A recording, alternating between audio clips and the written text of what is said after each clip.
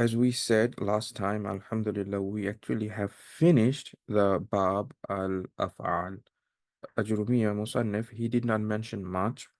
And I also mentioned to you that with regards to Nahu, just specifically talking about verbs, there aren't many things to discuss. Most of this issue with regards to verbs, they will come in Sarf. So with regards to verbs, I think we have covered them. So only thing that is left, which is related to our last lecture, which is the Jawazim, there's one topic I thought I might mention it, which is honestly is a little bit advanced, not advanced, intermediate topic.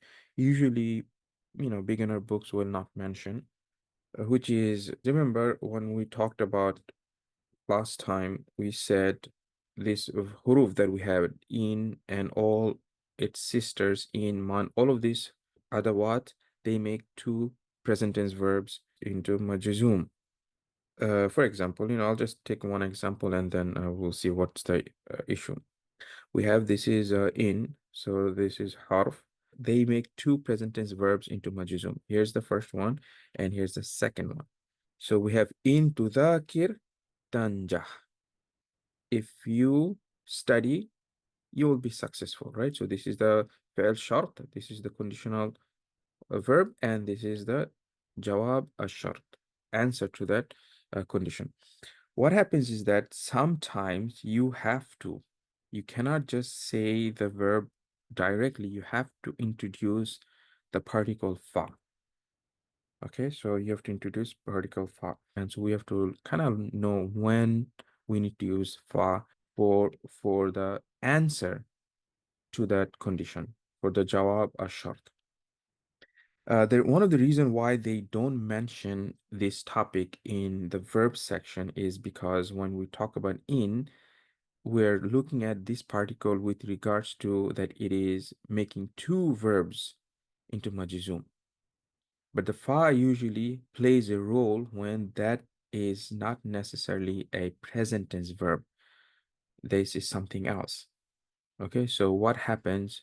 The first one will have to be verbs. So you have a conditional verb, and then the second one, it could be something else. Okay, so this is when the fa, we have to use fa. For example, the first one you have to know when you have jumlatul ismiya. Okay, so when you have jumlatul ismiya, then you have to use fa. So for example, in ja'a, okay, in ja'a zaidun. This is an example they give in Alfi ibn Malik. This is your adawat, and this is your. By the way, remember, we talked about this already. You can use past tense also for the conditional statement. We said that either, when we use either for conditional statement, we want to use past tense verb as is default, right? And when we use in for conditional statement, we want to use present tense verb as default, but we can use vice versa. Okay, we can use vice versa. So it says in ja'a zaidun, what happens? Now you want to say nominative sentence. You say fahuwa muhsin. So what happens? Huwa muhsin. This is a nominative sentence, right? Fahuwa muhsin. Now, but this is an answer to this conditional statement that you have. In this situation, you cannot say in ja'a zaidun huwa muhsin. If you don't know this fa concept, you might be tempted to do that. No, it will be a wrong. This is wajib, wujuban. You have to use fa here. So if your answer is jumlatun ismiya, if you're a nominative sentence, then you need to use fa. On number two is when your answer is another talab. I think last time I mentioned what talab means. Talab is the word that grammarian use for many, many things. We have request, amr, yes. So these are, and when you have a question like you're asking with the even hal, they will also consider as a talab. That's why this talab word is pretty broad. Even like dua, you're making a dua considered as talab. So for example, you say in ja'a zaidun, in ja'a zaidun, what happens? Now you want to say command verb. if Zaid comes, hit him. So hit him, is it a present tense verb? Is it a past tense verb, or is it command verb? Hmm? It's a command verb, exactly. So we have talab. Here you cannot say idribhu, idribhu. You cannot say idribhu directly. In ja'a zaidun idribhu. We have to use fa here.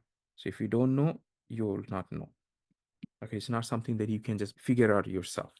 You have to know the rules. So you have to say in ja'a zaidun fadribhu. So you have to use fa here. Okay? Fahmtum? There's a lot of things. I just wanted you to give you a taste or understanding that there are some times you need to use fa. For example, qad. Anytime you want to say qad after that, then you will have to use faqad. Let's say man yuti Allah wa rasulahu. This is the condition. Man yuti Allah wa rasulahu. Whoever obeys Allah and His Messenger, what happens? Allah says, faqad. Faqad what? Faza. فقد فاز فوزا عظيما.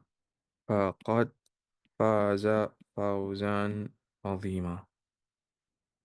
Okay, you see, so why fa? Why do we need fa? Because we have qad here. Okay. Yes, the qad, why qad coming, that's another issue what we already discussed. But why fa is coming, not because of emphasis, fa is coming because of the qad. Now what qad does, that's you're right. It's coming here as an emphasis. Okay, فهمتم? Now, and also remember, this is also important, like when you want to use a future tense, sa or sofa, then you need to use fa also. Now, so another one is lan, when you're negating for the future tense, okay? Now, for now, honestly, for at this stage, only thing that I'm interested in, as I said, none of the shar that we were studying talked about this, but I just wanted for you to know that this issue exists. And this will only happen in the answer to the conditions. Okay. So number one, the main priority one is when you jumlatul ismiya, when you use nominative sentence, and that happens quite a lot. Okay, so the first one is the nominative sentence. Second one is when you have a sentence that is with a talab request, which, as I said, could be command verb. It can also be question. And then the qad is also comes a lot. Okay, then seen so far, these things. Okay. Anyway, I don't want to dwell too much into this, to be honest with you. As long as you understand this concept for now, I think you will be fine. Okay. By the way, this is the exactly same thing with either. When you use either, you will have the same situation. Okay, so just maybe before we wrap up, maybe we can just do one i'rab. This one looks interesting. I'm not sure if we did this one in the class last time or not. It says what? It says أينما تكونوا يدرككم الموت. So what is أينما? Hmm? What can you tell me about this word أينما? First of all, this is ism or harf? Yes, it's ism. أينما is ism. Remember what we said? Who can tell me what are the huruf we have for making conditional in this bab? Remember, only in and idma. Only these two are huruf. Okay, they are the harfan, and all of them are ism.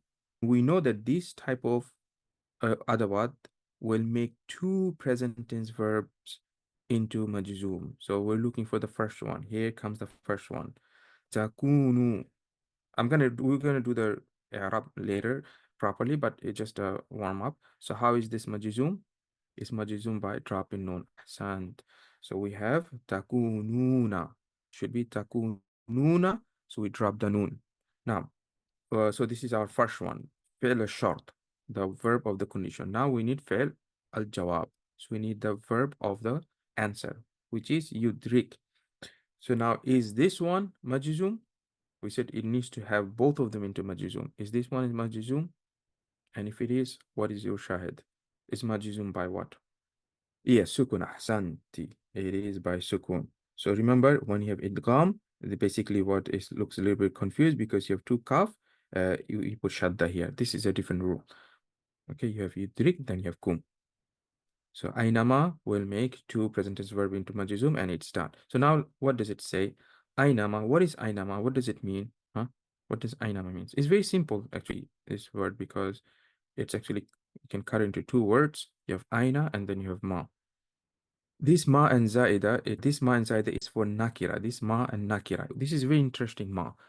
If you don't know about this ma, you will get confused in many different readings. Here, you're not going to be confused. Why? Because it's connected with the word.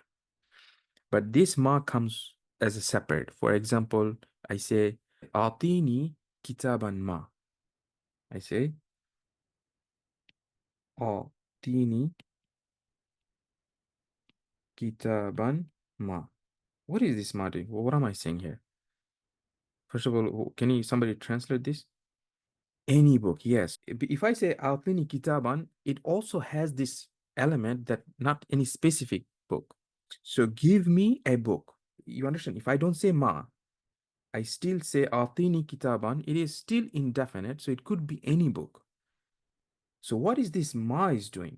Ma is emphasizing the any part, meaning it doesn't matter, just give me any book. You understand? So it's not only that I'm saying not specific, I'm being a little bit more explicit, that give me whatever book you have, any book. So that's what this ma does. And after that, if something else happens, you'll be very confused. In the beginning, I used to get a lot of confusion. Like if this ma is negating something else, or this ma is ma al mausula, because it comes a separate word. So you have to know from the meaning, from the context. So it's exactly same ma. Whenever, aina, I mean where, aina is where, what am I saying? So where and ma, so wherever. It doesn't matter wherever you are. So wherever, now what does it mean? Takunu. What does takununa means? Yes, you are. Excellent. So wherever you are, you as a plural here, wherever you are, yudrikumul maut. So adraka yudriku means to, it has many different meanings. The meaning here is to catch up, to realize, to catch up. Now, where is the file? So who will catch up? Where's the file? It. Who is the it? Hua, here. I have hua, I have here. Allah Mustaan. You just guys, you guys are funny. You're just throwing a lot of words without thinking. Listen to me, what I'm saying. When you have a verb, you're looking for file. And when you're looking for file, your first thing that you're looking for is a noun that is marfu. Okay? When you have a ism marfu after the verb, then that's your file. Simple. So do we have any ظاهر, explicit noun that is file? And yes, okay, which one is it? Al-maut, ahsan. So that's, yes, that is the one, because we have a dhamma here. Okay? Look, the pattern is very simple. You see verb, the next thing, quickly see if you can find the file right after the verb, because that's the standard pattern in Arabic grammar, right? You have fa'al, file, and maf'ul bihi. You have fa'al, do I have a file? And how do you know? Especially if you have haraka is given, then you see your beautiful dhamma, your life is simple. So that means this is the file, has to be. Okay? Now who is catching up? The mode, the dead is catching up. Catching up who? Do we have maf'ul bihi? Adraka yudriku, it is, inshallah we'll talk about. This is transitive verb. It needs maf'ul bihi. So where's the maf'ul bihi? Death is catching up who? Kum, yeah. Is your maf'ul bihi. Now we can just quickly read it, what they say. So aynama ismu shartin wa jazmin. We talked about this one, that this is a conditional ism and jazm. So that means it will make into jazm. Wa ma silatun wa tawkid. Another way they will say it is ma and nakira. I think it has an emphasis, but emphasis in what? It always emphasizes indefiniteness of something, which is pretty interesting. Then we have takunu فعل مضارع, which is فعل شرط مجزوم بأين. Okay, see, it's very interesting. It's not saying مجزوم بأينما, because the ma is something else. So this Arab is pretty precise. وعلامة جزمه what حذف النون which you guys already mentioned. فهمتم؟ so فعل مضارع which is فعل شرط مجزوم بأين وعلامة جزمه حذف النون. So this is for your this verb, this word. Second one, we have wa. So now remember, when you have verb, you cannot stop without knowing where is your file. So he says wa waw al jama'a. This tiny waw, which you think is nothing, this is important thing, which is ضمير متصل مبني على السكون في محل. So it is في محل رفع. Why is it محل رفع? Because this is فاعل. We just talked about that file needs to be مرفوع. So but it cannot be مرفوع. Why it cannot be مرفوع? Because this is مبني. Okay, so it has to take the place of the رفع. Now, so that's your other one. Then we have يدرككم. So he's going to break this one down. We have فعل مضارع, which is the jawab الشرط. So now we have, this is the jawab of the shart. Majzum bi aina. Okay, so again, remember the aina will make two verbs into majzum. So his job is not done yet. So he's now making the second verb into majzum. وعلامة جزمه السكون. والكاف الثاني. So we have kaf الثاني. So this is pretty precise error. So you might get confused. What does he mean by kaf? What happened to meme? Hmm? So what does he mean by kaf? Because the kaf is actually your dhamir. Okay, meme will make it into plural, but the kaf itself is the dhamir. So it's in dhamir muttasil mabni fi mahall nas maf'ul bihi. Okay, so this kaf is your dhamir, not the meme. The kaf, again, I'm telling you, this is, as I said, he's going pretty precise here. Some books will just say kum, that is fine, but this is a little bit more precise. The kaf is your damir, meme is alama, is an indication of the plural. Make sense? So you have damir muttasim mabni, and because it's mabni, we have to be mahal. It cannot be in the place, it cannot be nasb itself, it cannot be mansub, it has to be fi mahalli nasb, maf'ul bihi. Now, look how precise this is. Be muqaddim. So why did he say muqaddim? Brought forward, exactly. What does he mean? What brought forward? Like what he's trying to say here? Why he's mentioning this thing? So he's saying that this kaf is the damir, which is mansub, maf'ul bihi, everything is good, but this is a muqaddim. Out of normal order. Ahsan, that's what it is. Because normal order is what? Fi'l, fa'il, maf'ul bihi. Fi'l, fa'il, maf'ul bihi. So you have to verb, then you have fa'il, then maf'ul bihi. But what happened? If you look back here, this is the file. So the maf'ul bihi comes before the file. It's preceding it, right? So that is called muqaddam, preceded the file. Here's what I meant. Wa mimhu alamatul jama is the sign of the plural. If it's too much confusion, honestly, if you say kum is maf'ul bihi, you are fine. If you simply say the kum dhamir and then you say it's في محل نصب مفعول به, you're fine.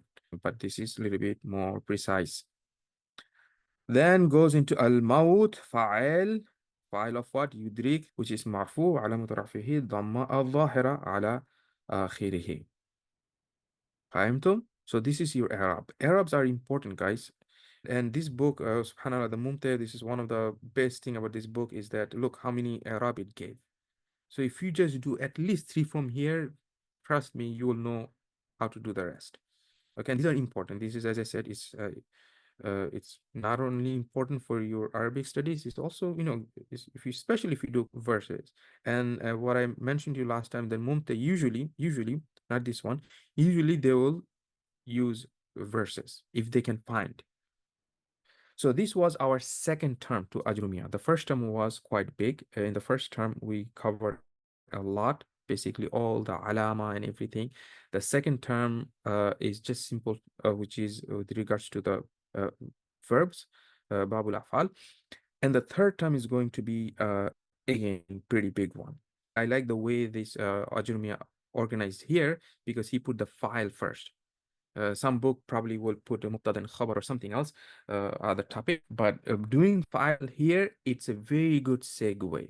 You're talking about the verb, we're still in the related to the verb, but then we're also bringing isim. So you understand how it goes, and then after that, it will be mostly isim, isim, isim.